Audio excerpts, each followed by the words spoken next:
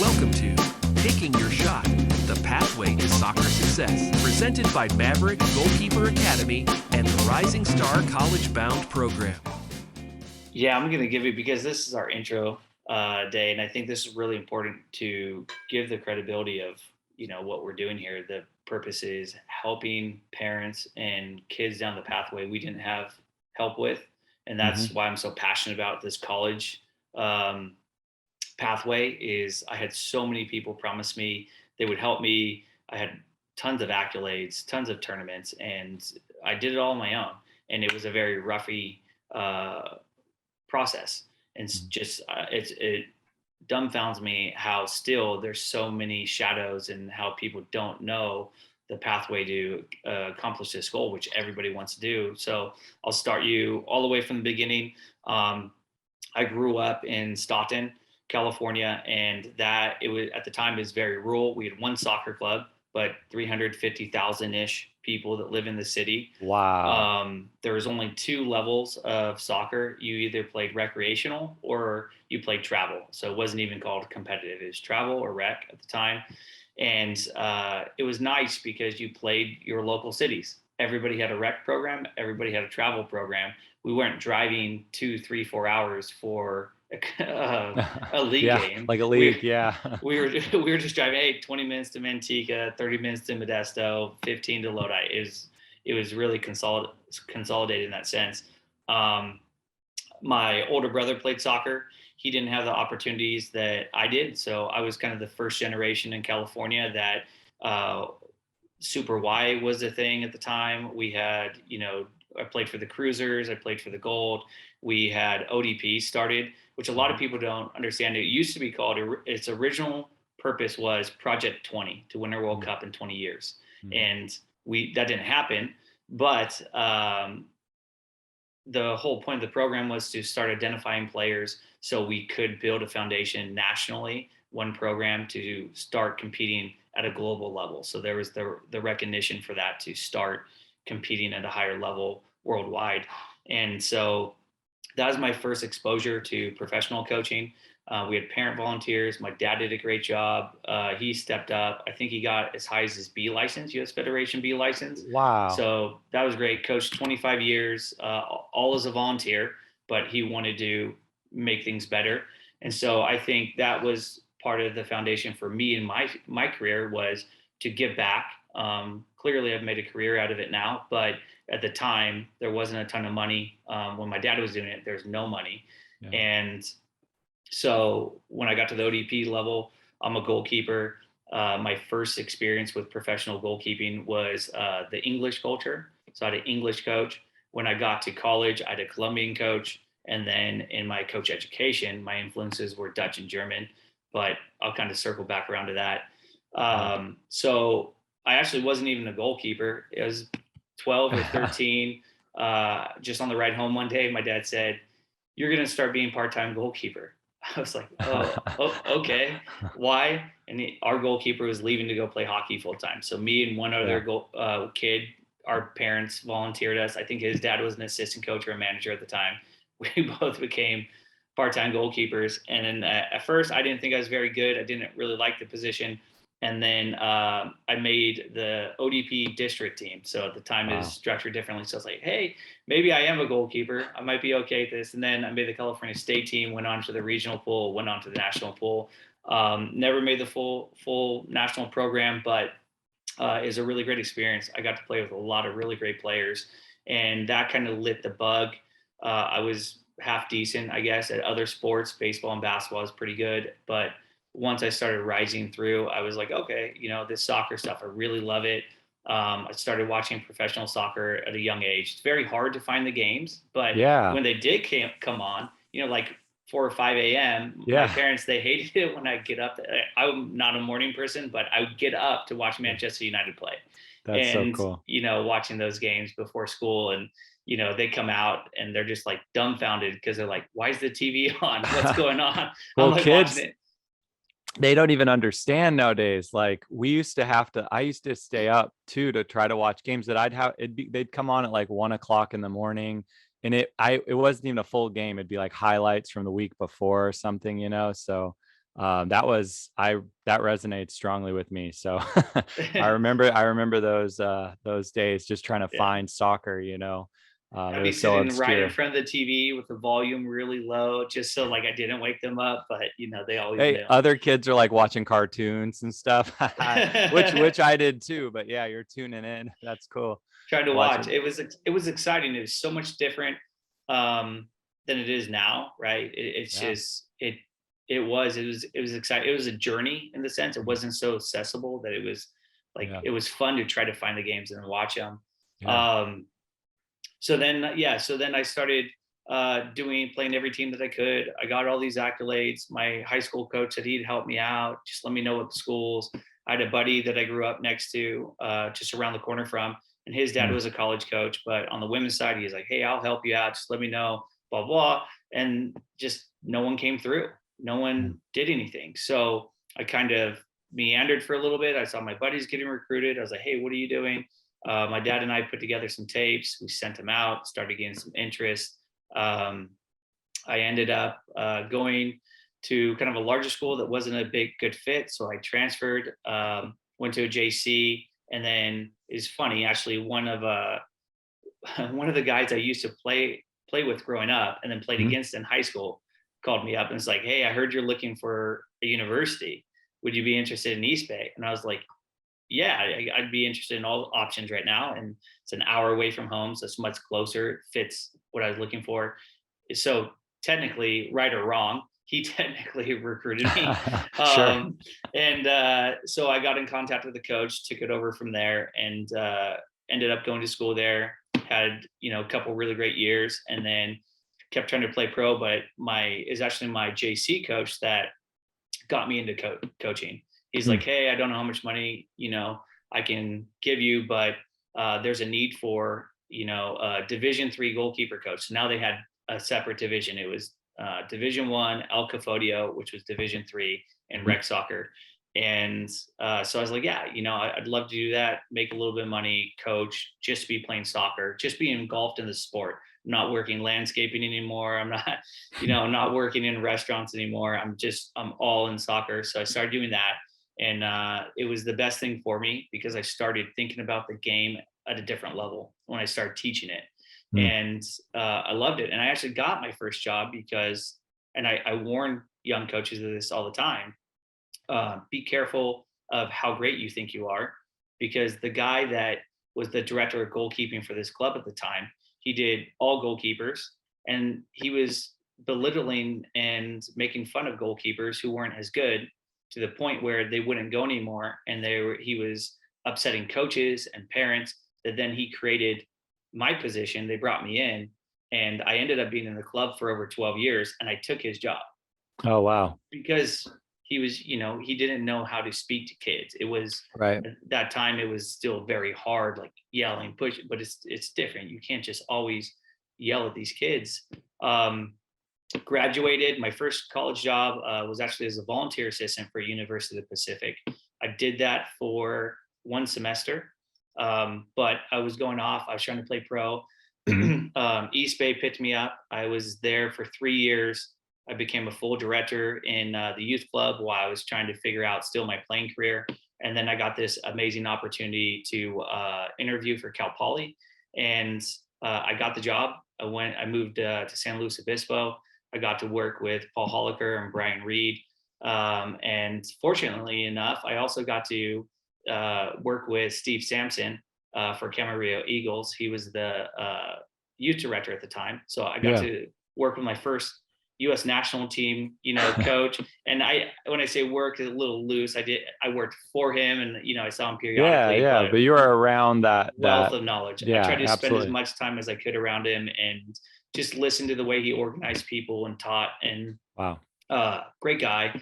And then that's the time where I actually took a $40,000 pay cut to go work for Cal Poly. As a second assistant, I just wanted to Yeah. be engulfed in the experience, and I wasn't making much money. And I started my goalkeeper academy down there, which was amazing. Right I on. remember I spoke to one youth director and was like, "Hey, I can do 3 days a week and evaluations and this and that for, $8,000 a year, just try to make a little bit. And she was like, well, if I pay you that, then you'll make 3,000 more than me as a DOC. And I was like, wow, okay, like Dang. this is way different than the Bay Area, right? And so I thought, and then also there was exclusivity clauses. So if I signed with one club, then no one else gets goalkeeping. That's kind of how the Central Coast was. Not a lot of resources. It's kind of isolated. Yeah. So I talked to Paul and was like, how do I give everybody goalkeeping without only, being exclusive to one club? And I came up with the idea to start my goalkeeper academy. And that was a great way. John Thieker, God rest his soul, he passed away a few years ago. Amazing guy. He started the Central Coast Soccer League. And when he saw the trainings I was doing, completely bought in and believed in it. And he helped me build, my popularity, if you can say. He helped me market. And that's what kind of gave me the bug of goalkeeping. And then I ended up taking a full-time position at Pacific, moved home, got engulfed in the club scene, been a director for years and years and years. So right now, to kind of just fast forward, right now I'm the executive director and director of coaching for Vacaville United Soccer Club. I'm the head coach for FC Davis in the NPSL, assistant coach for SF State, owner and CEO of Maverick Goalkeeper Academy. We have 9 youth contracts in Northern California. I'm the head coach for the 06 ODP, and I'm working on being a regional director for PDP as a goalkeeper coach. So right now I'm an evaluator for him. So a lot going on, but my whole purpose in this sport is to give back to the kids, to help them in all the opportunities that I had but didn't have in full because everything was still so new, and there wasn't a lot of, everyone was still exploring. Is this going to work? Is that going to work? Is this the pathway? And now I really believe that we kind of have some things niched in as a country, and we have some really great programs to help these kids get better. Yeah. But not everyone is invested into it. And sometimes I feel like maybe I do too much, but my passion now as a coach is at the highest levels with the pros at my goalkeeper academy. But I don't want to get away from the youth because I feel that's the best way to stay grounded. And you got to give it back to these kids. You got to help them improve what they want to do. And everyone has a different, some kids will maybe they only want to go play in high school. That's okay. Yeah. But the kids that want to go play in college or they want to play pro, I think is our responsibilities as directors and coaches to help them out on that pathway. So that's why I do what I do. That's what I'm doing. And that's me in a nutshell. Man, that's awesome. And absolutely, it's almost like as you were kind of mentioning, like how when we were coming up there, it wasn't so clear. Like it was more of a mystery in a way of like how to get there. If you were that competitive and you wanted to go beyond high school, and now it's almost like it's too much even sometimes. There's like so many things, and there's so many possibilities where you can sign up for different apps, or you can join with different companies that have all these different things that they offer. And I think what I'm trying to figure out and help people understand and kind of figure out for myself too, to like how to better guide people and families, and is what how do you sort of sift through all that to understand like what is right for you, Mm-hmm. because things kind of get packaged and they're like products, and it's exciting because you see like someone else said they did this or that or the other, but ultimately like this whole journey, like everything I feel like we do, what I've experienced through sports as well directly, is like more about yourself and kind of learning about yourself and figuring out what could work for you, and what your goals are. And that's so important to kind of be clear about that stuff. So nowadays with the counseling stuff and just learning about all the different options for people, I feel like it can be kind of overwhelming. Mm-hmm. And it's so interesting to think like when we were kids, like I never heard almost ever about things, to like help you go beyond. And nowadays, all you do is see this stuff in front of you and go, what do I do? You know, it's almost paralyzing. So that's always been kind of a challenge. You know, there's always something. You know. Yeah. I mean that, and that's what I love about this idea, you know, us getting on this podcast so we can dissect these things. Mm-hmm. There's so many aspects when we focus just on the college recruiting. There's Yeah. so many different ways that are unique to you, and there's Yep. some parts that are incredibly cookie cutter. Yeah, there are so many Right. things that are standard. Yeah, so you kind of have to know your base. You have to understand like the gist of everything, the ins and outs of that, and then you have to kind of go. You have to go deeper. You have to figure out for yourself like what what ultimately is gonna work. I don't know if you experienced this too, and like I guess I can do a little talk to you a little bit about my background, but right now, it's kind of been a theme for me as like what when you're looking at this college process, or you want to go and play in college or pro or whatever. I don't know if people are recognizing this. It's not for everyone. Like you have this idea, you want to do this thing, but it's like, do you really want it? You know what I mean? Like you're going to receive these continual challenges. Like when I hear your story, and we've talked about it before, but especially today that you kind of laid it out, you clearly like kept going, right? There were times when you could have given up. There were times when you thought somebody was going to maybe help you out that they clearly didn't come through. And you have to just, no matter what it is, I mean, even if it's not playing in college, if it's just making the high school team or whatever, you have to, there's going to be some adversity, right? There's like, it always seems that to make it to the ultimate goal, you have to go through some stuff. Can you kind of speak to that a little bit on like directly to your experience, but also kind of what you're seeing with other kids? I know you work with thousands of kids, so yeah. Definitely. I think burnout is one of the biggest topics we know the least amount on. So I tried to do a paper in college on burnout, athletic burnout, and there wasn't a ton of research out there. There wasn't enough abstracts out there for me to actually write my paper. So I had to change the topic, but it's something I'm very, very passionate about because it can happen in all different forms. So I didn't make it to the full national team, but there's these two guys that I played against and played with for other programs who did make the full national team. And right before residency, one of them dropped out and quit soccer altogether. And he said, when I graduate high school, I'm going to move to Montana. I'm going to fly fish with my uncle or grandfather. I can't remember. And as far as I know, he did that. And Wow. and I just never understood why he would give up with something that I always wanted. Right. Yeah. I never understood it until I started coaching. Yeah. And I had my very first team was a second team in the third division. And they were 14 years old. And I had two kids who were clearly destined for more. And I encouraged them to move up, try out for the worst thing that's going to happen is they say no, and you come back, you get to play with all of us again for another year. And there's a couple of them that could have, and they just did not want to do it. Nope, right. I want to stay on this team. Nope, I don't want that. Nope, I'm not going to even try out. And at first I thought they were just afraid of hearing no, but what I found out is they just didn't have the aspiration to play at a higher level. Literally the joy of what they did was here on this team with these kids, and that's what they liked about it. And that's okay.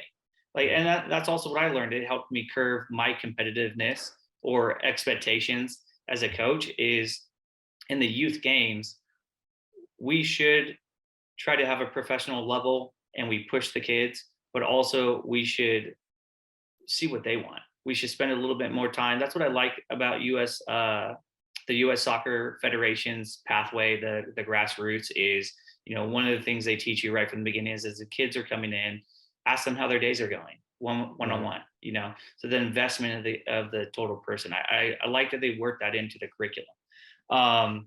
And as far as, the adversities we go through in this process, I mean, that's life. Essentially, sports are an agent that are neither good or bad, but we can utilize them to teach us lessons. You're going to have some good coaches. You're going to have some not so good coaches. You're going to have a lot of bad referees. You're going to Yeah. have some good referees, right? You just have I to. don't know about that. No, I ref from time to time, so I no, know there's at least one good yeah, one out you there. might be all right. You might be all right. But it's just that's what life is. You're going to have some bosses that are good. You're going to have some bosses that are bad. You're going to have good days and bad days. Sure. Someone told me a long time ago, they asked me about coaching soccer, and a good friend of mine, Dr. Jerry Lynch, said, if you work in your passion, or if you have a career in your passion, you never work a day in your life. And I love that. I love it. And Wow. then someone else told me, how do you like coaching soccer? I was like, I love it. It's my passion. I don't even feel like I'm working weekends. I get to go out, be around kids and coach and be in the sunshine. But, he said, yeah, and sometimes work is work. And it's true. Even though we coach soccer, there's sometimes Yeah. it's like, oh man, I wish I had a day off. I wish I wasn't going to the field Sure. today, until I get there. And then I just have Yeah. this blast coaching, and, Yeah. whatever's going on in my life, I can kind of separate that and be there, and being around the kids, or even the pro guys. It's electric. It's like, man, yeah, high pace. They, the higher levels, they demand more from you as a coach. You gotta be, so for me, I can dial it in very quickly. But Yeah. for the kids that you and I work with all the time on this college recruiting process, it can be very frustrating, because you're not even getting no's. You're just getting coaches not respond back to you. Oh yeah. And that's probably one of the biggest parts of it, is just that communication where, a big linchpin to the process is communication, right? And you're Yeah. like, I'm reaching out, I did a resume, I have a highlight video. I mean, you name it. I've got everything together, like this whole marketing package, of who I am. And you work hard on that stuff. A lot of the kids and families work really hard to get that stuff together, and you're excited, and you hear nothing back. crickets, And, and it's a big, that's, big challenge. and that's something, sometimes, that's the hard part. If you take a university, like University of North Carolina, where you work, I've heard of that. You must get 1,000 emails a week from prospective student athletes, right? It was a lot. Yeah, there were, I mean, I don't know if I'd get 1,000, but I mean, there were times before tournaments and stuff when I was was the assistant recruiting coordinator, that we would get, a good 400 emails, solid. And that's the thing on our end. And it depends. Not every coach is the same. I mean, these are just people. Like, we all have different processes. Some programs, have a whole different way of going about how they're going to communicate back to you. So, sometimes you'll hear from coaches, they'll be able to kind of go through all the communications and organize things, and there will be responses to the kids that they can respond to.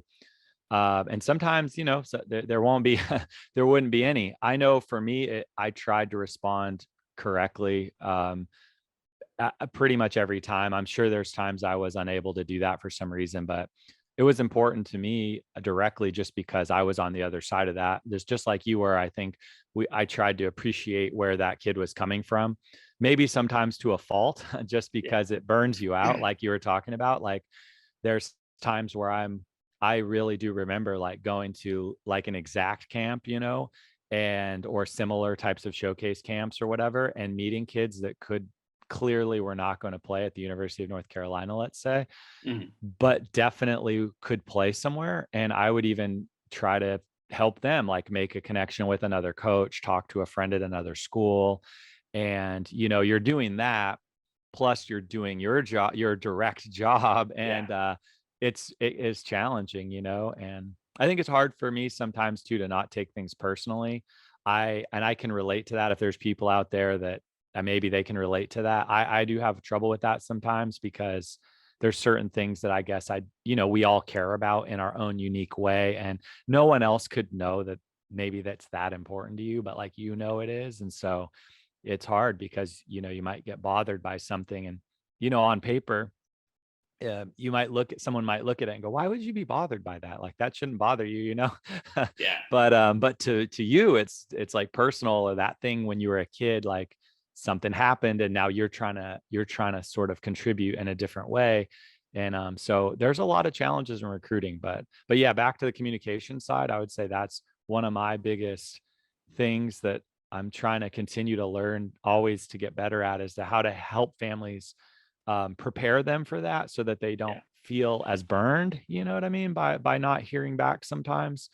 It's not I, easy. I try, but I try to remind the families that, like you said, we're all human, but also we're not all tens in every aspect of all of our jobs, right? no, So no. the better X's O's they are, the more they have. Director of ops is in charge of arranging Emails or whatever. hotels Yeah. and things like that. They're probably not a 10 as far as communication goes, right? No. So if they're tens in other areas, communication is going to be a 8 or 5. And some Yeah. coaches they're just that way, or they have. Everyone has different forms that they prefer to be communicated with. Right. Some are emails, some are text. Some coaches I know that if you don't have a video attached to it, how do they differentiate you from someone else, right? Right. So, Right. but you as a player, you're kind of you're playing darts with a blindfold on, right? Because you don't know that coach and what they prefer yet. So, you just have to hit it on all aspects of it. And I think what I tell all my mentees is create a list of 25 schools, maybe even 30 that you'd be interested in going to. So you're there, and just pick 5 a week, Yeah. because you want to pace your communication every 2-ish weeks until you get in contact with them anyways. So I take 5 this week, or 5, 6 this week, and the next week 5, 6 more. And if coaches respond back, I focus in on those. If they don't, I move on. And once I Yeah. get to the end of my list, spend about 3 weeks, send an email, and then follow up with a phone call. So Yeah. then you're only doing 5, 10 communications per week. It's not so cumbersome. You can balance it out on your own schedule. But yeah, I think that's one of the biggest factors that I hear back from is coaches just don't communicate. But you can't take that to heart. It's not personal. They're not Yeah. not communicating back with you because they're not interested. You also have to educate yourself with the communication rules. Maybe they can't communicate back with you, and that's Sure. that's another thing you have to be careful about is if you are in a window where they can't communicate back with you and they say there's an email that comes back and says, hey Jason, really like everything I hear about you so far, love to get you out and watch you play. That's an automated email to Right. make it sound very personal to get you to the ID camp. Maybe they might be interested, but you And can't. that's the thing, you don't know. And so I think one of the overarching messages is like, don't fixate on it. Like, don't take it like, don't take it personal, like, because you're kind of making up a story, right? Of like, oh, they don't want me, or they, you don't know. Like, we've had, Exactly. I mean, how many times has there been something where someone's gotten back with you later and something happened serious in their life, like they were not going to be able to do anything about, right? And so it's like, maybe they do want to talk to you. So as much as if you're a recruit out there, or somebody who wants to be recruited, or a parent, or whomever listening to this, like, I guess part of my advice would be, don't take that stuff personal. And we're sort of, as much as we could make up a story about how it's something that's not good, right? It's maybe a negative. You could just as easily make up a story about something else that allows you to like let it go and not worry about it. And like you said, Kris, I think you just nailed it. You have to kind of work your process. You don't want to be at the mercy of just blowing in the wind with this stuff. Otherwise, it's a roller coaster ride. Like, for some families, it gets very, very dicey, because there's a lot of emotions. Parents want their kids to succeed. The kid, the player wants something to work out, or just, there's all these things tied to this that are kind of like deeper, I think, than the sport. It's life. Like Yeah. you said, it's life. It's through the sport, but it's life. And so there's a lot of intense emotions and challenges. I mean, you've seen, I'm sure, obviously, these different things with families where there might be some differences in opinion, or things that come up about, what you should do. And maybe it's between the kid and the family, or the parents, or the parents directly with each other having a disagreement. But I think if you're at the mercy of it, whereas you said, like, have your list of schools, have a communication plan. I love what you just said, pace your communication, like recognize when to kind of turn up the heat and when to kind of just work the process. um, those are some really great pieces of advice. And I would say, I mean, to not to pat ourselves on the back too hard here, but to pat you on the back, if people just listen to this right now and only listen to whatever little bit of this, that maybe 15, 20 minutes of this, that's worth so much. That's thousands, if not tens of thousands of dollars in advice, because that's going to save you so much if you adhere to that, if you're able to like absorb that and break that down and use that. It's incredibly valuable. And you don't need to pay a lot of money like some company for that. You can literally like get this information if you are, if you're listening and really trying to understand the process, versus buy a product and then get a result, right? Because that's the other thing I see, which frustrates people a lot. And I know that's happened to me. So anyone I've ever worked with out there that gets frustrated, I am not the product, right? You don't like pay Rising Star Jason and then, oh, all of a sudden everything just happened. It's like, there's a process here. We are, we're trying to guide you, we're trying to help you, but we can't do it for you. Yeah. So there's a disconnect, and I don't want to do it for you. I want to help the people who deserve it and all that, but I can't just do it for you. I think that's a really big, I want to comment on that and then give a pro tip, but that's a huge thing, is the services and the guidance and those kind of things. Those are things to help you be successful in the process and shed light on. Be wary of any coach that says, I can guarantee you a Division I scholarship, or I can guarantee you. The guarantees they don't really exist in the world, right? Yeah. They're far and few. All we can do, the only guarantee I will ever make an athlete or a client is that I'll do my best to help you. I'll give you every advantage that I can give you. That's the best I can do. But yeah, you nailed it. The athletes, not even the parents, the athletes have to be the ones responsible for this. The parents have a role in making sure they do it right. And of course they have to provide the financial resources. If you do, soccer's expensive. If you're going to, get a service like Rising Star, there's going to be something going on there. And you want to at least make sure your athlete utilizes the investment, for sure. But this is all athlete driven. It has to be. I mean, at the end of the day, as a college coach, and this, I am not going to spend very much time on a phone with a parent talking about how great their child is. Right. I want to talk to that person, because when they come to us, they're going to be adults, young adults, but technically adults. Mom and dad might still be financing everything, but they're adults, and they're the ones we're going to be seeing in and out every single day and working with. And when mom and dad call me up and ask me for a report, I'm not doing that. If I have a good relationship with you and maybe I'll chat with you a little bit, because we want to be family friendly, of course, it's part of the environment. But at the end of the day, I'm working with a young athlete who, in my opinion, the NCAA says they're not professional athletes, but in my opinion, they're professional athletes, because the NCAA identifies that they're going to be in school for 40 hours a day or 20 hours a week. And then soccer is allowed to train 20 hours a week, and combined, that's a full-time job. So in my opinion, if you're going to say that we can do 20 hours a week with them, and that's part of a full-time job, whether you're on scholarship or not, you're there to play soccer or sports, and you're there to go to school. And in my opinion, that's a job. Yeah. And so if you don't do one or the other, you're out. You know what I mean? It's got to happen in the classroom. It's got to happen on the field and with the team, and everything's got to work together. So that's a great take on that. And I want you to keep going with that momentum. You brought up some great points that I only want to touch on one more pro tip for him. Because like you said, if you only listen to this one podcast, I want people to at least take a few things they can grab, a few nuggets they can take away with them. And one is on that pacing your communication, use an Excel sheet, put all your schools, your 25 schools in an Excel sheet. And then on the top part, put the date of contact, and then underneath it, what you did. I emailed these coaches on this date, and then 2 weeks later, I put in a phone call, left a voicemail, so you can see your progress. You don't forget where you are with the university. Coach Jason responded back to me on this day and had a really great email about maybe doing a visit, or he wants to see me at a tournament.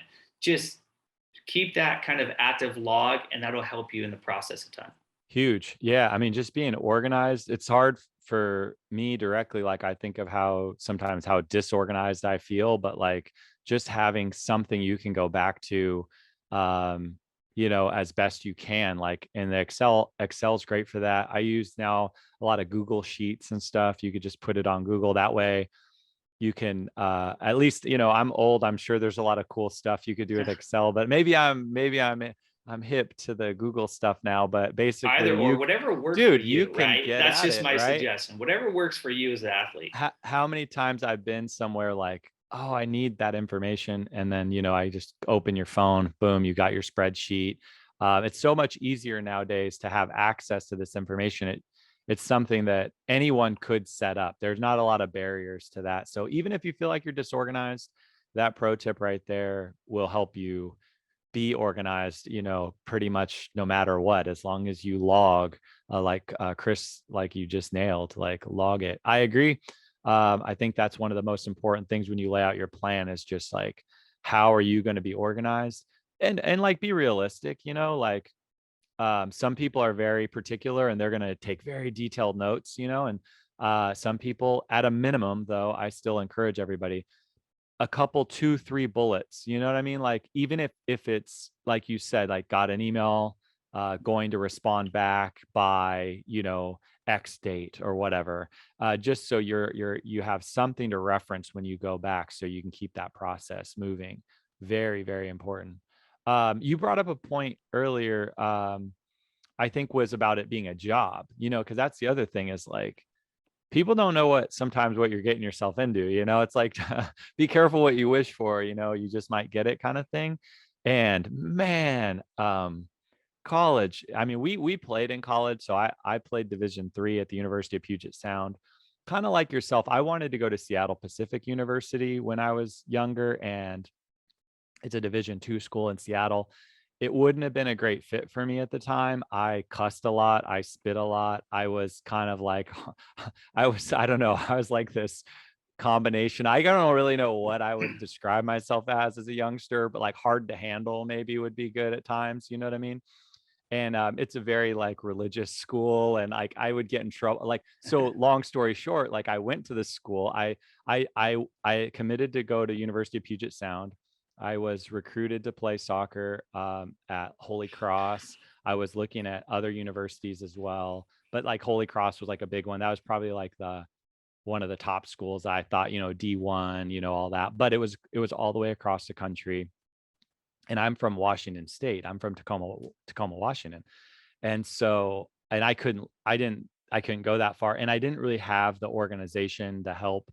And not to say people didn't try to help me. I mean, there's definitely people that did. It's just that I think pretty much, my aunt went to college, but for all intents and purposes, I was, then the second person to go to college in my family, basically, and really the first from like my direct, line of family members. And we weren't, we didn't have a lot of money or resources or knowledge about a lot of this stuff. So I was really flying blind, on a lot of this.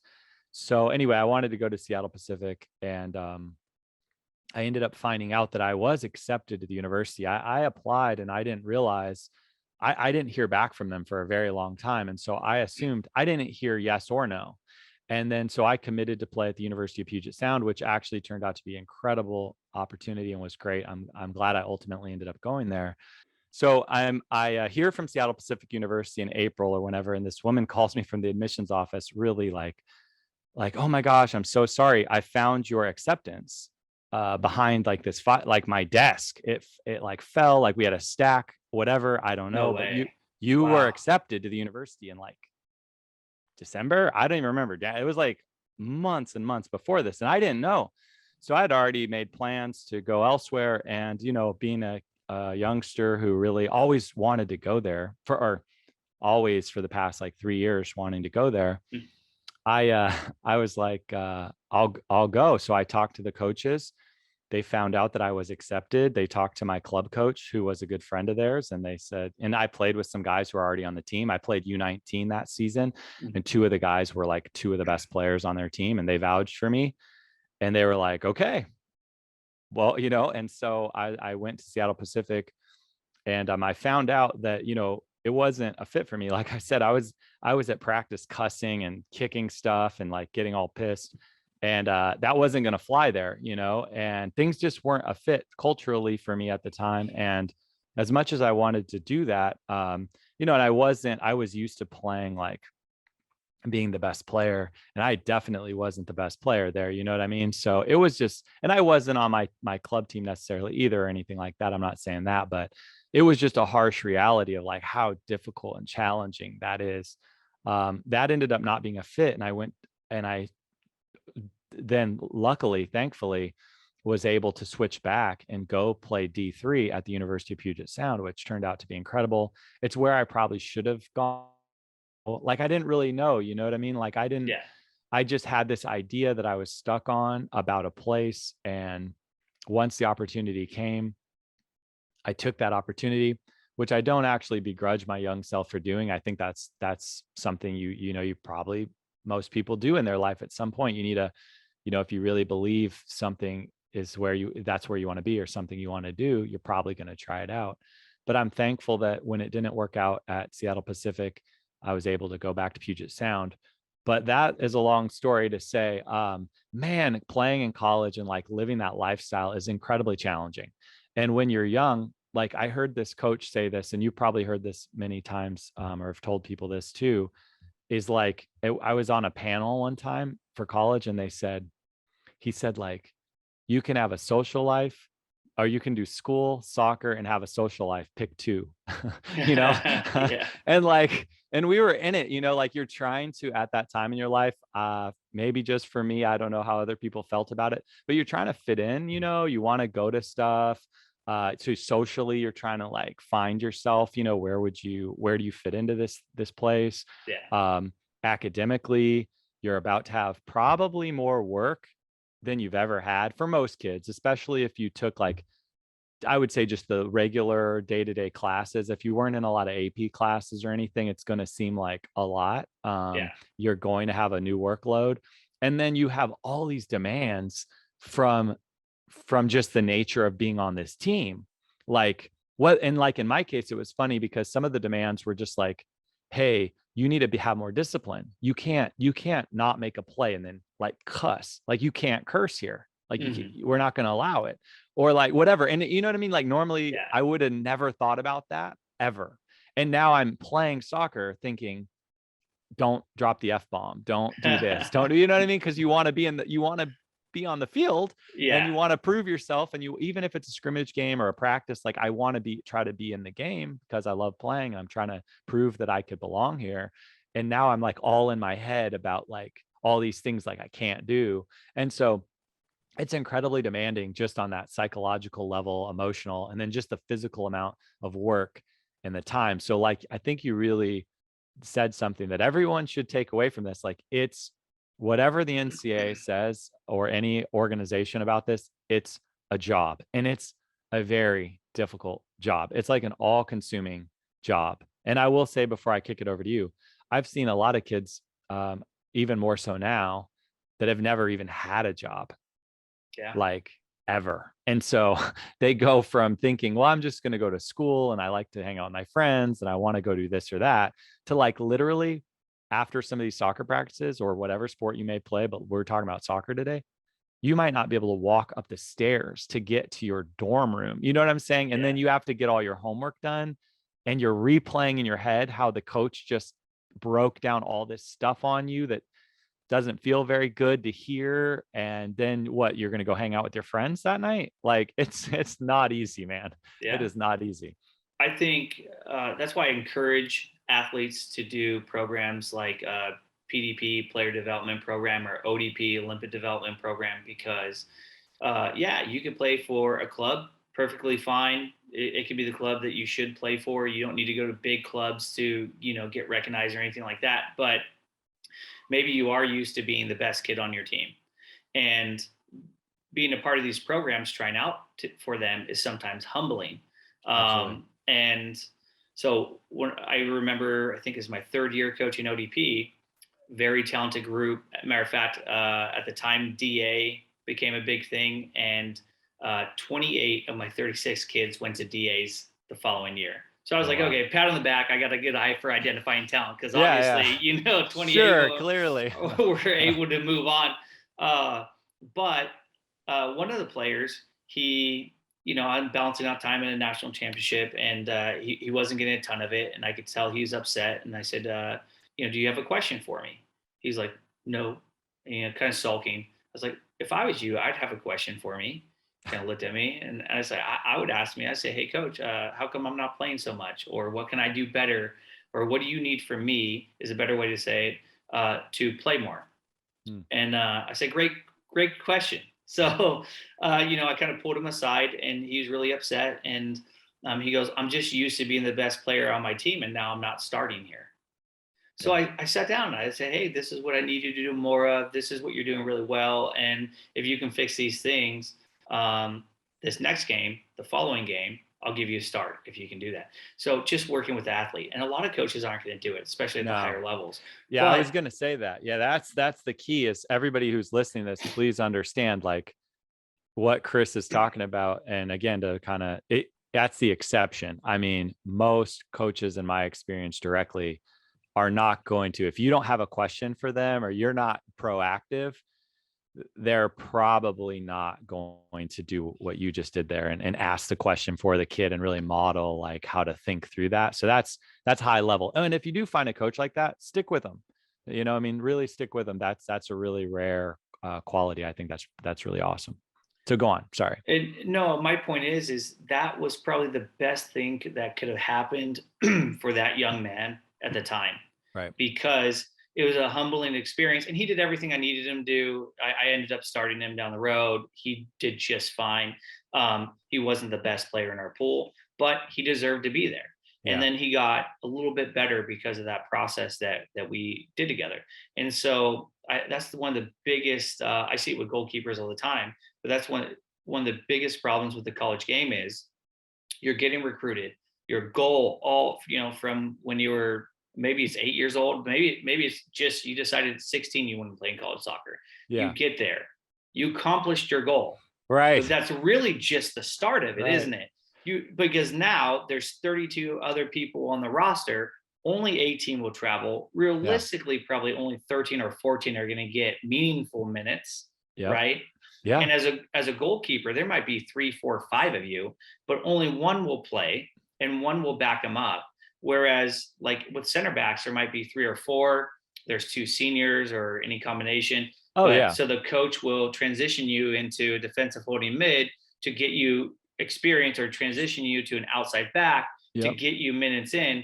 That does not happen at the goalkeeper level, right? So role ambiguity will happen immediately when you get to the college game. And if you're not extroverted and assertive, you can find yourself in a little hole. And a lot of college coaches, I know for a fact, will not spend the time to get to know you and have individual meetings with you to figure out how you think, things are going. So they just let you kind of stay there. And then that's why our transfer rates are so high. Yeah. Right. Yeah. That's a great point too, because based on position. So again, for people that would tune into this, man, like listen to that's huge because a lot of this varies too, based on what you position specifically you can play or like where you can fit into the team or what the team needs. And particularly if you're a goalkeeper, I mean, you could go into the situation and pretty much know you're not going to play for like 3 years. Like it might be very obvious, or they might just tell you, you're not going to get, at least in these meaningful games, you're not the guy or the girl. It's just not your time. And we see things happen. And that's why like the mindset is so important. Like I want to stick on this topic a little bit. I hope I don't go out too far of a tangent, but I guess to kind of in the same spirit of that is like how this is the hardest thing, because I speak from my experience of not being very good at this, or just not being as good at it. I wish I was better at it when I was younger, but I couldn't have been, but it's one of those things that kind of gets at you sometimes, is like how to control your emotions, how to think through and be logical about what's going on and still stick with things and not get too down on yourself, because you never know. And this is the thing that comes with experience. You recognize with experience that things do happen like I wouldn't wish for my teammate to get injured, but as a goalkeeper, injuries happen. So if you're not prepared, if you're not ready, and you think you already have taken on maybe a defeated attitude toward this, even when you are on a roster, you might not be ready to step in when the moment presents itself and really cement yourself in that position, or at least just help the team while the other guys or the other girls out. You know what I mean? And that happens a lot. So it's just how to, keeping a positive mindset toward yourself in the mental game is so important. But yet we're asking young people to do that. And honestly, like, it doesn't matter how old you are, it's hard. Like, it is very difficult sometimes to stay positive. And so I think Actually, that's just incredibly valuable. I'll break those down into 2 points. One, your job as being recruited as a player, you should ask the coach in the process, where do you see me fitting into the team? Do you see me coming in and starting right away? Do you think I might transition into another position? Do you think I may redshirt? They're not going to give you a definitive answer, but they'll let you know. No coach is going to say, you're going to come in, hands down, you're the best number 9 we have here, and come in and start, and then you redshirt a year. No, they're going to they're going to say, we think you have the potential to start. You're good enough to do that, but you're going to have to work for it. Yeah. You may come off the bench. You may not travel. They're going to be completely like, I don't know any coaches that would mislead a player like that. They'll be completely honest. With a goalkeeper, especially, do you think I can compete for the starting spot? It's like, yeah, I think you're going to come in and be number 2 position. And I think you have the potential, but we have, a junior or senior who's been a 3-year starter, and, they're definitely got it locked up. They're all conference, but you're right there. And then that leads me to the second part, right? Is playing time isn't always based on how well you're doing. It's based on how well the person in front of you is doing. Sure. And then how the coaches perceive that. Yeah. So my advice is, like you said, if you're not playing, it may not be because you're doing something wrong. But the person in front of you is doing the things the coach thinks are right. So consistency, positive attitude, working your butt off and pushing that person harder in front of you because the coaches see it. And then it could be an injury, or it could be, anything. They arrive 5 minutes late to a meeting. Nope, that's not allowed. So now they're not starting. You take that opportunity, you do every single thing you can do. And then the coaches, and then essentially what I tell the players, when I tell them this is where you're at, prove me wrong. Yeah. So when you get your opportunity, prove me wrong and show me that you deserve to be that starting person. And then sure, I'll be the first one to say, hey, I was wrong. I'd love for you to prove me wrong, right? Because if you are, then our team is better right now, right away. And I mean, that's a thing for the young player to understand. And you guys can apply this to your club, your high school, I mean, any team. So you don't have to, be in college for that. And I know that that's the thing that kind of helps get you ready for the more selective levels. And it gets tighter and tighter at the top of that pyramid. So college and then pro obviously is a whole nother animal. And it's really, really challenging. And so, and again, most people don't realize this. I think when there are over 7.5 million high school athletes in America, there are less than 480,000 college athletes. And that's junior college all the way to NCAA D1 and everything in between. If you added up every single sport, men and women, you'd have around 480,000 or so college athletes. So it is, and again, 7.5 million roughly high school athletes. So the odds of playing any sport in college are just insanely slim. And so you have to understand, like, respect that, you know what I mean? Like, give that its due and understand, like, not everybody makes it to the top of that. That's why it's important for you to, give yourself every opportunity to do that. Don't give easy reasons for them to scratch you off those lists. But going back to the playing time thing, so in my time, again, I'm kind of jumping around. Maybe there'll be a time where I'll tell the whole story all in a row, but I coached at the University of North Carolina. That's my only direct college coaching experience. But I had started being involved somewhat in the program in terms of going to camps and getting to know Anson Dorrance, the head coach there, when I was about 22 years old, 23. And then in 2012, for the 2012 season, late spring or so of that year, I joined the coaching staff. And I one of the great things that he mentioned, that there's a lot of things, I mean, we'll just have a whole show like on him, or like we could talk for, it could be days, honestly. Yeah. Like, this guy's amazing. I don't know that people out there would know him or whatever, but look him up. He's just an incredible person and great coach, but even better person. And if you come to a coach about playing time or whatever, so here's how you think about it. And he talked to these, I mean, I've heard him say this before, but if you go to him and you want to play more, and again, that's good. I think a lot of players are intimidated by that, but every coach also understands that. Like, we clearly understand that you want to play, right? And you want to play more. So that's not a bad thing. But he would always be like, all right, so whose minutes are you going to take? So, so don't just go to your coach and be like, well, I did this really well this week, so I should play. It should be like, well, I'm doing this, but I could beat so-and-so out. I need 10 more minutes. Like, I should get it because I'm being more productive. Or if you give me that 10 minutes, coach, or 20 or whatever it may be, I don't know, you got to kind of balance it out. You got to be very honest with yourself here. But again, have a case, like make a case, understand it for yourself, and don't lie to yourself about it, but like really earn it for yourself. Like, if you have it in your mind that you're the right mid and so-and-so is playing ahead of you, but it's a position that subs, that's the other thing. Look at the position, see if is it a position that needs to be rotated. A lot of the midfield positions do, because it's a ton of running. Whereas like center back, you don't need to sub a center back. Like, there's almost no real good reason, unless, something unfortunate happens to them, to really sub a lot of your back line, maybe outside backs, depending on the system you play. So you have to understand this. So as a youth player, I can tell you out there, there's 100 youth players listening. If one of you gets this, you will be ahead of the competition. You'll be ahead of like 98% of all the competition you have, because I promise they're not thinking that way. So you want to think about, what can I do? What does the team need from me? So talking to the coach helps, and then present the case, or help.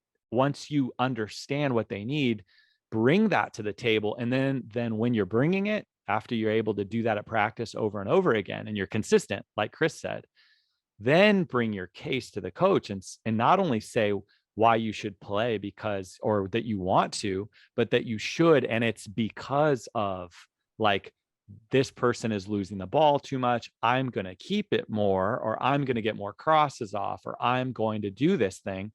And don't worry, it's not like necessarily a slight to your teammate. It's like, that's a competition where you're both going to have to push each other, because at the higher level, that's absolutely what's happening. Don't mistake it. Even if you're all buddies, that's fine. But when you're on the field, the way you have to be striving to be better for the team, and you also are competing for a spot, you're competing for minutes. And so it's just a competition. So whoever's going to embrace it and understand it and try to work through that and have a strategy is going to have a better opportunity. And I'll leave it, and I'll kick it over to you with this. Along the same vein, who out there has ever been on a team where you knew, or you knew, maybe it wasn't yourself, maybe you knew you were better than somebody at something, but maybe you could observe one teammate was better than another, but the other teammate played more, and the other teammate was all buddy with the coach, or did, you know what I mean? Like, whatever it may be. And it's like, clearly they're playing to their advantage. They're trying to like get in the good graces of whoever. And you know what? It works sometimes, and it depends on the culture of the team and the coach, but that can work as well. So you have to make a case and kind of advocate for yourself, but don't just advocate for yourself. I would say, just because you want to play more, you better be able to back it up and prove it, and have some kind of a case as to why you should get those minutes. Because every time you get minutes, you're taking them away from someone else, whether you know it or not. You should be aware of it. I'll piggyback on that topic just a little bit. Is I tell everybody when on the sideline, doesn't matter what level it is, but you hear all that little chatter, on the sideline, and people laughing. But if you want to play, you need to be watching the game like a coach, not a fan, not a spectator. Because when you get your opportunity to go in, and this is what I tell them, you need to know the demands of this game. Every game is different. So if we want to possess the ball and they have a high press and we're not able to build out, you need to know going into the game that we need to skip lines, right? Especially Yeah. as a forward, that you might get played through a little bit more, or you should be coaching them to do that. Don't wait till the coach puts you in and say, what do you want me to do, coach? You should Great have an point. idea already. The person in your position, you're probably going to take out, evaluate them while you're off. What are they doing well? Where are they making their mistakes? And then don't make those mistakes when you go in. And that's another way to advocate for yourself. Coach, I know some in the first half, Johnny wasn't dropping back on defense, and then he was kind of on an island. Maybe we're talking about a forward. Did you Yeah. see how, I was dropping back and getting forward? I'm fit. I'm ready. Yeah. If you need me to start, I'm ready to go. So you kind of, you're your own advocate in that sense. Maybe you touch on that if you want to, but I got to hear how you went from Washington to North Carolina. Yeah. Before All we right. get off the phone, I need All your right, full let's story do here. it. My story. Oh man, I was really it was just kind of crazy, man.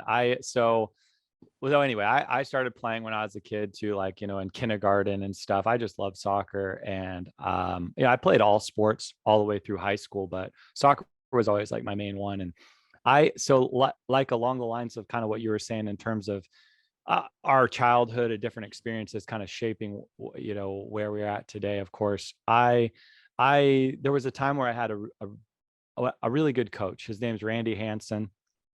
And, I've been lucky. I've had several great coaches, and I've had some that I didn't really click with as well. But Randy was one of these coaches who, I think I was U16 and I was playing at a pretty high level club. This club, this team I played on ended up winning the youth national championship. We had, several national team players. It was FC United in Tacoma, Was that Washington. the Chocolatier? They're now Washington Randy? Premier. What's that? JD Haley. Oh, Haley. So Haley. JD. So when I ultimately got to U18, I didn't make the team. I was like the last cut. We like merged with this other club, and this club was great, by the way. They had a lot of great players, and so at the time I was pretty honestly like upset that I didn't make the team, but it was one of the best things that happened to me. Well, that year, that team that I was on for those years ended up winning the national championship, which is what we always wanted to do, but I didn't get to be part of it. However, the team I did get to play on was our U19 team. And we ended up beating them. We were the only team to beat them. We beat them 2-0 in a tournament. Crazy. And they made up all kinds of excuses why they lost or whatever. But I will say honestly, and if any of you are watching this, our team would have beat your team every time. It was 100%. You were never going to have a chance of winning that game. It would have not been possible. And it's nice that you guys think that, but it's not possible. Because we were pretty pissed off, and we had some guys that were very good that wanted to be on that team as well. So it was a cool rivalry. But Randy Hansen was my coach my U16 year. And after a game one time, we were at this tournament that our club hosted called the Rainier Challenge. And after one of our games, we were in between games. We were going to have 2 games that day. And I was walking to get a Gatorade or something, and he was walking alongside of me carrying a ball bag or something like that. And he said, hey, Jason, what do you think you want to do with your life? And I'm just like, man, I just got done playing this game. Like, I don't know, like, it's pretty heavy, right? It was pretty cool. Like I actually, up until that point, I'm not really sure any of my coaches like asked me that, but like I was only like 15 years old. So I don't know, maybe that's the time you start asking. It was pretty cool. So he asked me that, and I said, I don't know. But I really liked coaching. My dad used to kind of be like, help me learn sports. My aunt was like an amazing basketball player, and I grew up around sports, and I was the ball boy for a college basketball team. She got offered a pro contract that she didn't take it. She became a teacher, but she was awesome. I mean, she was one of the best point guards like in the country for high school basketball. Crazy. She played with some of the best players, and just awesome player. And so I just grew up around sports. And so I kind of thought maybe I wanted to be a coach or just stay involved in sports. And so when he asked me that, I said, I don't really know what I want to do, something along the lines of that, but I think I might want to be a coach like you. And he said, okay. He said, that's great. Why don't you stay? Okay. Or meet me, get your Gatorade, whatever I was doing, and meet me at field 5 or whatever. And let's watch a game together, because I'm going to go scout a game. And now keep in mind, everybody who's listening to this right now or watching, Randy I think he's the all-time winningest Division III women's soccer coach in America, maybe. Crazy. Or top 2, 3. He won 16 straight Northwest Conference titles, if I'm not mistaken, in Division III. He's also a scout for the full national team right now. He's been on the national team staff for like the past two World Cups and one Olympics, something like that. Wow. He's a coaching mentor for like Michelle French, who coaches University of Portland, who was also the U20 national team coach for a while, and a bunch of other accolades. He was the director of Manchester United Soccer School in America.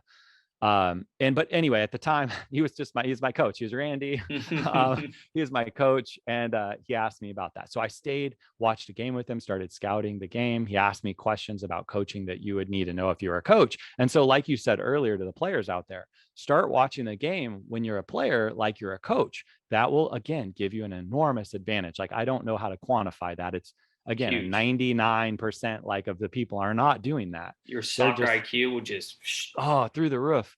And so he did that with me, and it really impressed upon me. So I knew I wanted to be a coach. I was 15 years old. I think also I felt that way because we just did a community service camp with the Boys and Girls Club, and I got to coach a little bit at the camp. And that was kind of what we were doing for community service that year. And I just had a great time. So I'm 15 years old. There's some things that happen in between there where I started coaching and getting paid to coach a little bit. I still haven't made a lot of money coaching. But you don't know that at the time exactly. You think like you just got a paycheck, so you're like, yeah, I could do this forever. And then you go other places, like you said, and you're like, oh, you don't pay for that. But my mom's boss actually hired me to coach with him and help his girls team. He was a dad coach, and he coached baseball, and now he was coaching 9-year-old girls soccer. And so I ended up kind of getting involved in all these different soccer programs. Well, one of the first books I bought, if not the first book, was Training Soccer Champions by Anson Dorrance. And so I was 16 years old when I got that book. I think UNC just won the national championship. And so you got to remember, like 95, 96, or all through the 90s, especially early to mid 90s, the only way I saw soccer was mostly I watched the US women's national team, because their games were all televised, way more than the men actually at the time. Like, I don't even barely remember seeing men's soccer at the time. It could have just been the circle that I was in, but I almost never saw the men's national team play on TV, but I saw the women. And I love Mia Hamm. She was like my favorite player. I like Lori Fair. So shout out to Lori. She was also one of my favorite players. And Michelle Akers. I love Michelle Akers. All these players were great. And so I got Anson's book because if people didn't know, he won the 1991 Women's World Cup. Basically, it was the World Championship. He was the coach of the U.S. national team. He brought along Christine Lilly, Julie Foudy, Mia Hamm, Michelle Akers, but especially the younger ones too. Those girls were like 15 years old when he put them on the full national team. And so he was somebody that I knew about, and I would watch on ESPN, like pretty much win the national championship every year. And I remember watching these games as a teenager and seeing like how they would put the team name on the field, like the school name. I love that. They'd paint like North Carolina, UCLA, Notre Dame, Santa Clara, all these names. And I just thought that was so cool. And so I was 16. I got the book. I read it. And I was just thinking like, I want to coach in college someday. And I even thought, and I don't know if this will ever happen. I don't know if my passions there, like exactly where it fits into this anymore, but I'd want to coach on a national team or, whatever. And so kind of fast forward, I had read his books, and he would come out with other books. Like in 99, he came out with Vision of a Champion. So I bought that book and I read that book. And I don't read a lot of books. I'll be totally honest with everyone out there. I've read a lot, but I don't just read for fun. And if I do, I like nonfiction. I like to know like what it is. You know what I mean? Same. I don't think a lot of people read anymore, but I'm the same way. If it's not something that I'm applying, it's very difficult for me to get through. Sorry, go ahead. Challenging. And you could learn so much from reading fiction, by the way. It's amazing. And like, I get that. But so I kept getting his books because I was accumulating these coaching books, and I kept coaching as a teenager. So I was playing and I was coaching. So I'd help my mom's boss out. Then I got on with the local club and was like a trainer, which at the time didn't mean like athletic trainer or anything. It meant like literally like the coach usually didn't know how to coach the sport as well. I would come in and work out with the team once a week, and then the coach could watch me do drills or like whatever, and I'd help the coach as a young player and as a young coach try to help these other coaches who didn't have as much experience, which was awesome. I learned a lot. It was great. And so Anson was like a coaching mentor in a way from a distance, just because I was reading his books. And so one of the families that I worked with in 2003 or 2000, it was 2003. So my daughter was born in 2003 and I was 22 years old at the time. And I turned 23 in October. My birthday was in October, but before my birthday, before the summer even, and my daughter was going to be born and was born June 1st in 2003.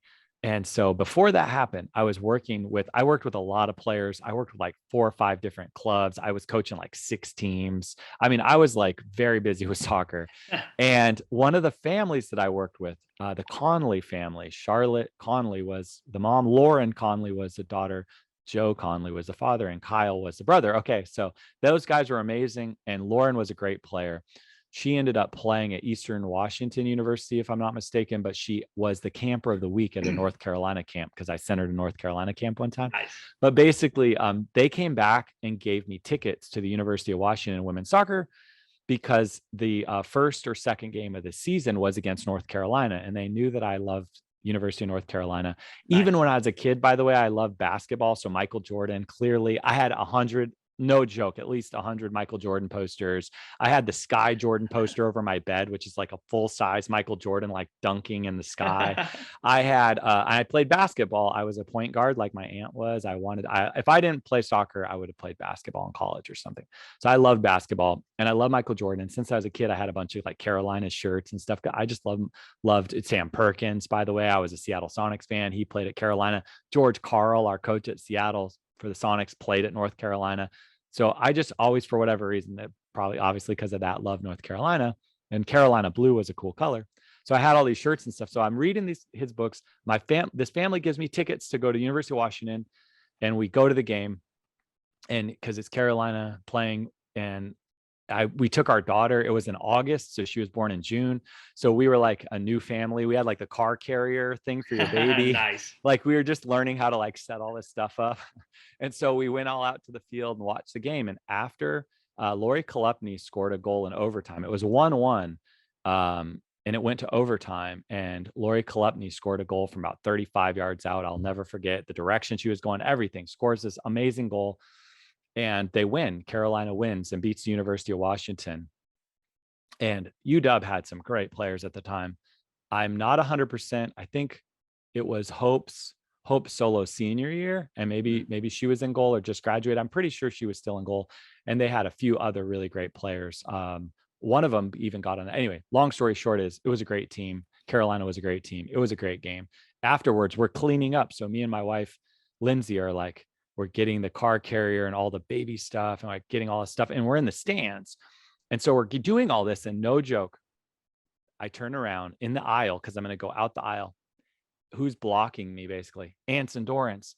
So I was like, whoa, this is crazy. You know, like I would always wanted to ask him questions and stuff. And I'm a talkative guy, and like I probably am, you know, fairly annoying at times, you know, but I was like, oh my gosh.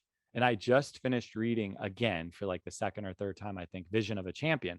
And in that book, he had something that he said, you know, I think it's called Just Call Me Anson or something, where he's like very approachable and he has some stories about it. So I just turned around. I was like, hi, Anson. My name's Jason. You know, I'm a coach. At the time, I was also coaching high school soccer, middle school, everything, club. And my high school team just a year before won the state championship. I was an assistant coach for the boys team that won a state championship, and they were in the finals the next year. So, I mean, I was riding high, you know, on my coaching experiences. So I told them, you know, who I am, what I'm doing as best I could in a very short amount of time. He was trying to talk to some families, you know, from the team from Carolina that were there to watch their kids play.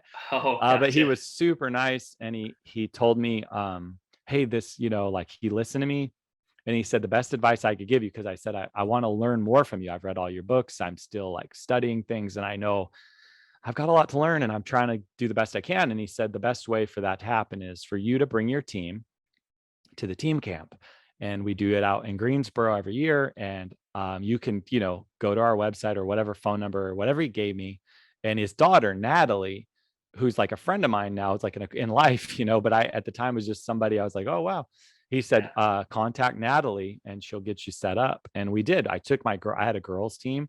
I had a boys team. I had almost every kind of team you needed to do anything. So I was like, I took my girls U13 team to camp, and they loved it. And that was in 2003. So I went to camp in 2003, 2004. We went back.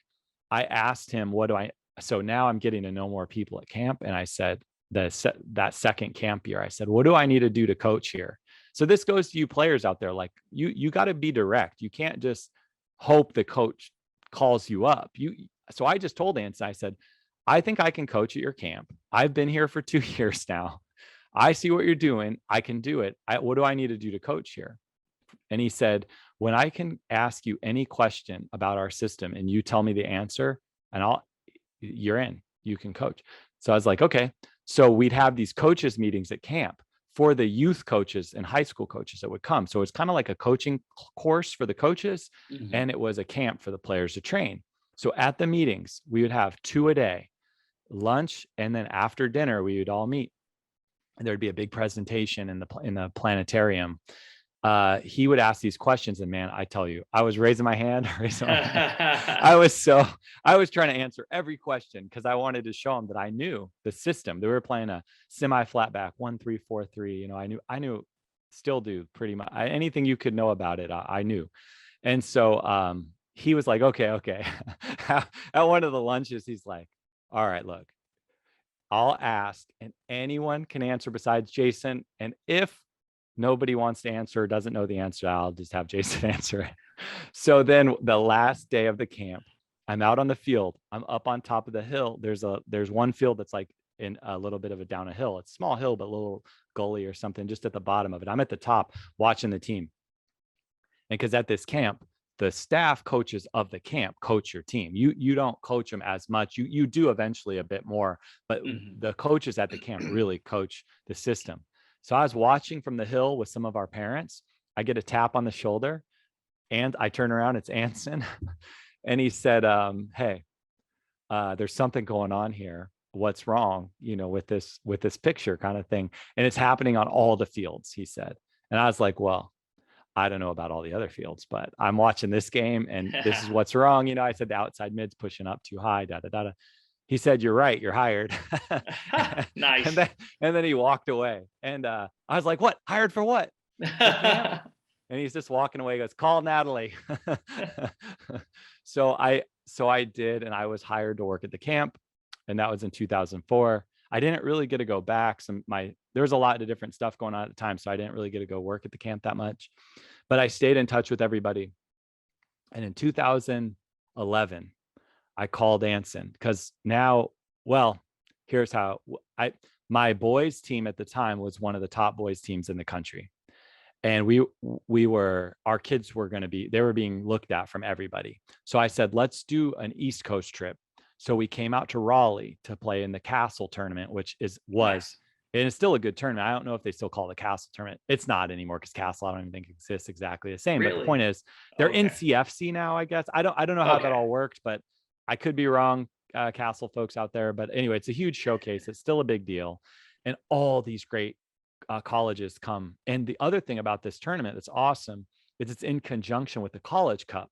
So whenever the men's or women's College Cup is held in Cary, North Carolina, which is a suburb of Raleigh, basically a town right next to Raleigh, they host this tournament. So when you enter the tournament, your team gets tickets to go to the College Cup semifinals and finals. So I took my guys to watch Akron. We saw Akron with Darlington Nagby win the national championship, which was awesome. Oh, awesome. And we saw Wake Forest and all this in person, but we also got the boys more exposure to some of the East Coast schools. And while I was here, Anson called me because now I was connected, like I say, with all these other coaches and friends. And so I just kind of become acquaintances, colleagues, and friends with a lot of different people out here. And some of them knew I was going to be here. So Anson called and when I was at the tournament, and he said, hey, how would you like to come over to my house? This was like, blew me away because this was one of my biggest coaching idols, and like a mentor. And he asked me over, man. And he said, how would you like to come have soup? My wife, his wife was out of town, he said, and she left him a bunch of soup because he can't cook or something. So I went over to his house after our game that day from Raleigh. I went to his house and stayed there for like 6 hours eating soup and watching Arsenal play. We watched like 3 or 4 games of Arsenal in a row because he had them on DVR. because he couldn't watch him as much during the season because he was busy with the college season, and he was just so busy he didn't really get to watch all the games. So he had pre-recorded all these games. Nice. Or so we sat there, I was eating soup, we were talking soccer and life. And so then I went home, and that's when I had called him because I was putting together a resume. I told him I was interested in coaching in college, and I was putting together a resume. And I asked him if he would be a reference. And he said, well, I'll be a reference. But he said, how would you like to come work for me? And I was like, blown. I was so cool. I was just like, I can't believe this. Are you serious? I was like, really? He's like, yeah. He said, you won't get paid a dime. That's like the first thing he told me. I'll never forget. He said, you'll never get a dime, and your wife probably won't, like this very much. And he has his own way of being. So for those of you that have met him or know him, you can imagine this is like the biggest, it's a good sales point, but it's not good at all. Like he's just setting me up. So I was like, oh man, I'll never make a dime. I said, yeah, let me ask my wife, Yeah.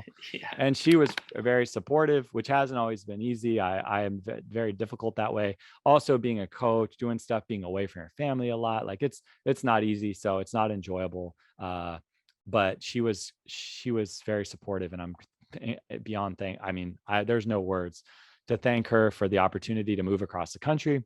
So I went to Anson. He said, yeah. I went over there, flew to his here, stayed at his house for a little while, got set up, got a coaching job here at Triangle Football Club, which is now NCFC.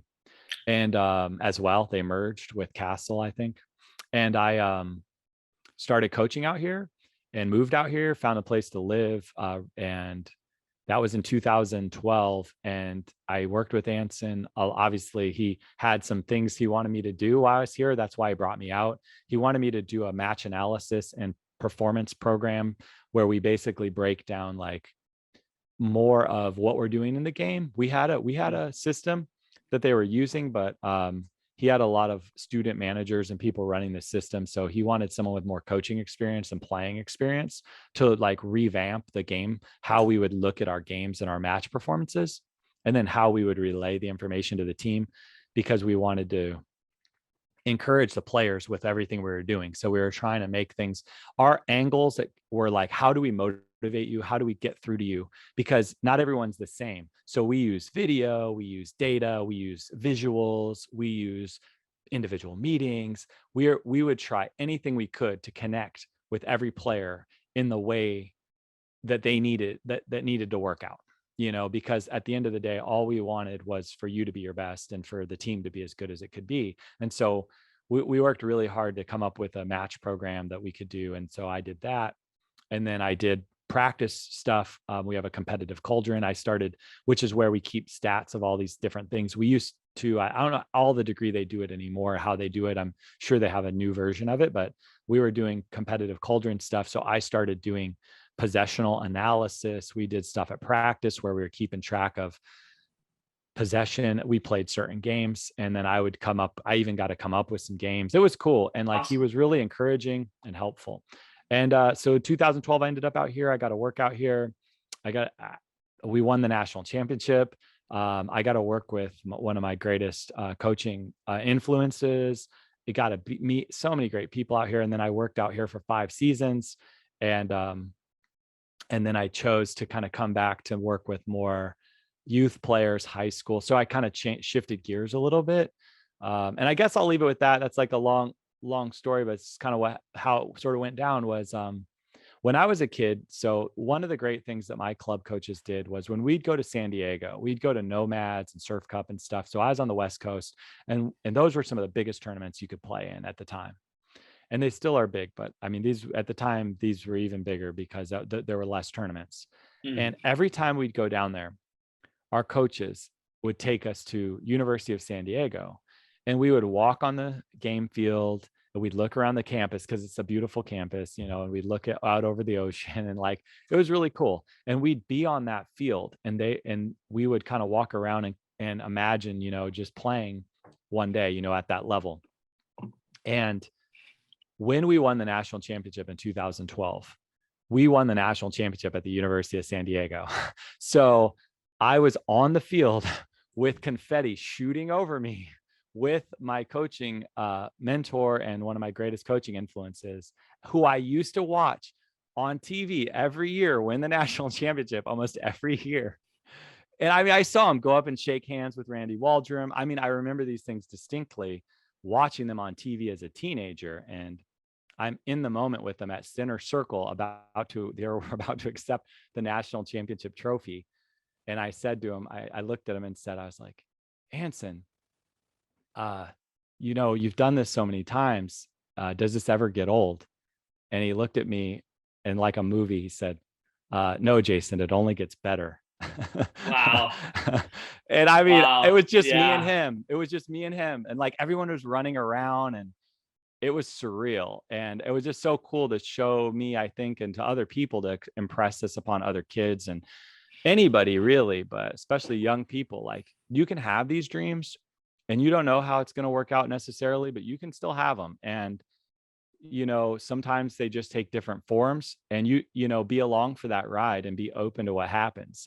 Because what you want to have happen, or how exactly you want everything to work out, may not even be, first of all, it may not happen. Second off, it may not be even the best thing, right? We think it is, we think we know, but somehow, like, there's all these other things that happen in life. So if you can keep going, if you can stay positive, I can tell you as a coach, it sounds like an easy story there when I'm like, oh, I was 16 and then now I'm just winning a national championship at the University of North Carolina or something. But man, I have been, to get to that point, as no matter what you do in life, you have to go through so many challenges, and we still have them to this day.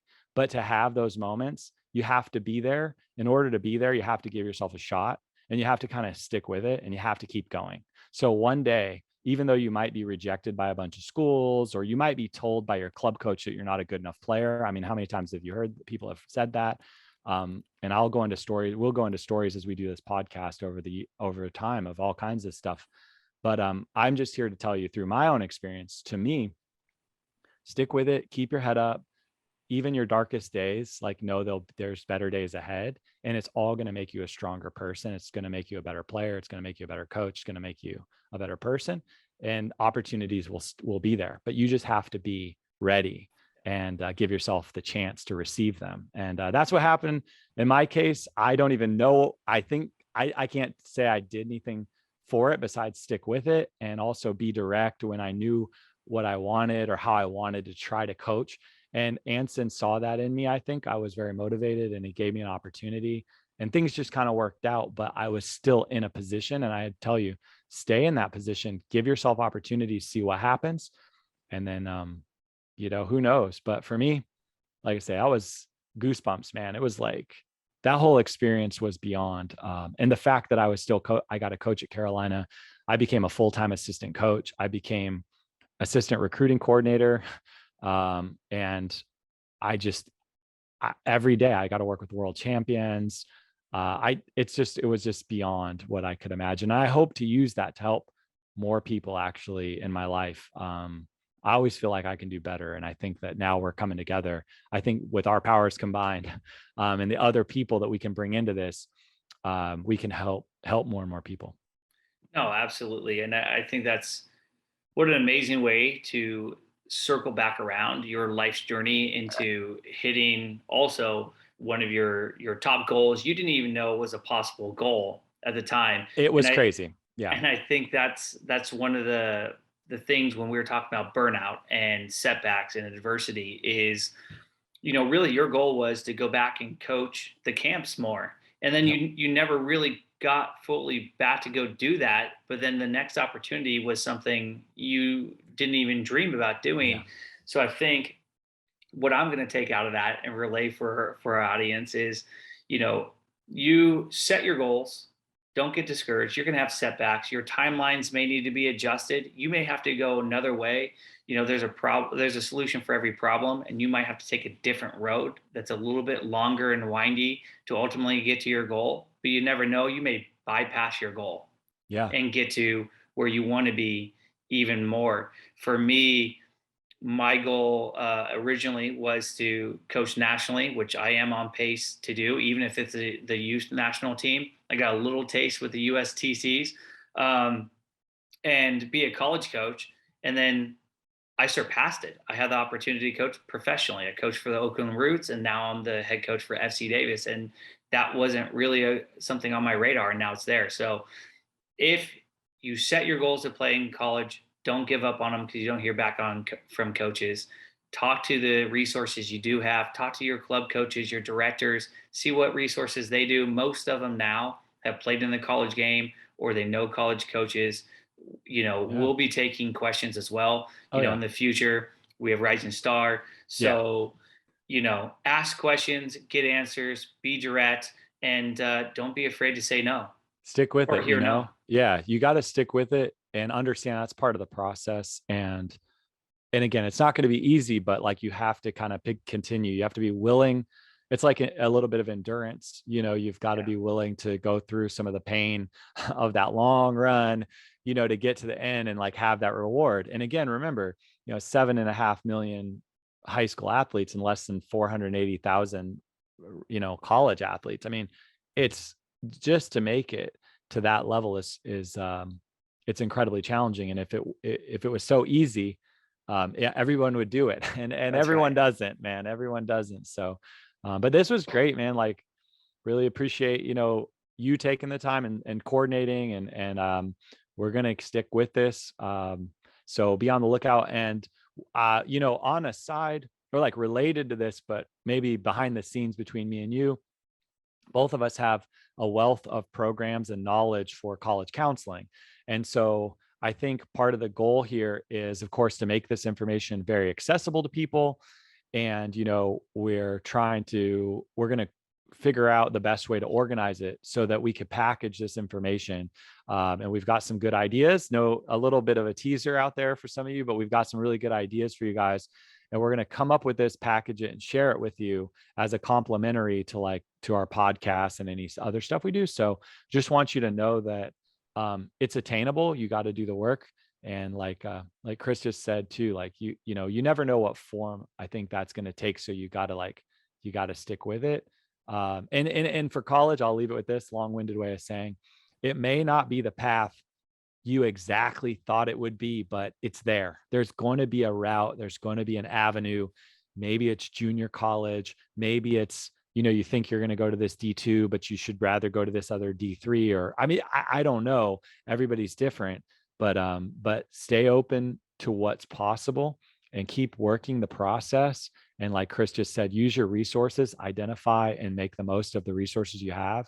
And hopefully we could be a resource for you guys, and we're, able to contribute, but it's all part of the journey. And who knows where it'll take you. We're going to tell you some incredible stories, I'm sure, beyond obviously what we shared today, that have happened and that we've seen and been part of, and have some great guests come tell you about their experiences as well. So hopefully it helps. So thanks for watching. Everyone listening out there, thank you for joining us. Be who you are and be it well. Thank you for watching Taking Your Shot, the pathway to soccer success.